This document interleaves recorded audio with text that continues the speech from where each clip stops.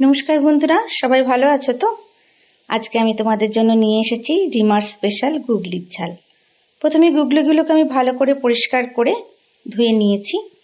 তারপর একটা কড়াইয়ে জল গরম করে তাতে 1 চামচ নুন দিয়ে গুগলিগুলোকে রেখে দিয়েছিলাম 10-15 মিনিট।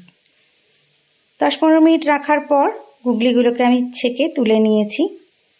এরপর এর মধ্যে দিয়ে দিয়েছিলাম সর্ষের তেল, শুকনো লঙ্কা গুঁড়ো, হলুদ গুঁড়ো, পরিমাণ মতো নুন, খানিকটা সয়া সস আর লেবুর রস। এবার আমি এই সবটা ভালো করে মেখে ম্যারিনেট হতে রেখে দিয়েছি আধ ঘন্টা। এবার একটা কড়াইয়ে সর্ষের তেল গরম করে তার মধ্যে খানিকটা হলুদ গুঁড়ো দিয়ে ডুমো ডুমো করে কেটে রাখা আলুগুলো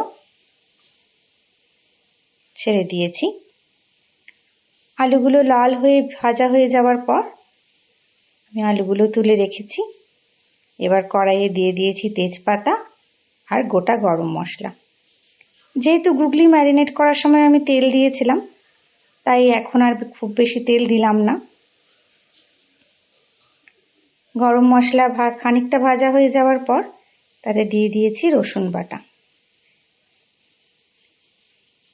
রসুন বাটা লাল হয়ে গেছে। এবার এতে দিয়ে দিয়েছি কুচনো পেঁয়াজ।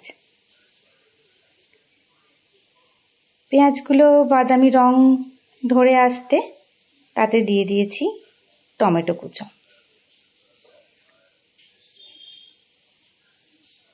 একটুখানি নেড়ে এবার ঢাকা দিয়ে রেখে দিয়েছি।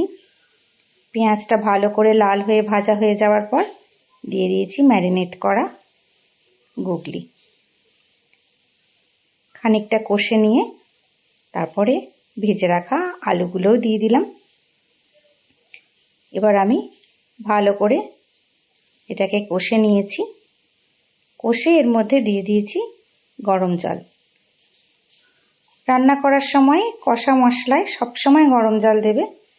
ঠান্ডা জল দিলে কিন্তু তোমার রান্না খেতে দেখতে দুটোই খারাপ হবে। এবার আলুগুলো যতক্ষণ না সেদ্ধ হচ্ছে ততক্ষণ আমি ঢাকা দিয়ে সিমে করে রেখে দিয়েছিলাম। আলুগুলো সেদ্ধ হয়ে গেছে। এবার আমি গ্যাসটা বাড়িয়ে নিয়ে টানিয়ে নিয়েছি আর গরম মশলা দিয়ে রেডি করে ফেলেছি আমার গুগলির ঝাল। তোমরাও করে ফেলো। সবাইকে অনেক ভালোবাসা।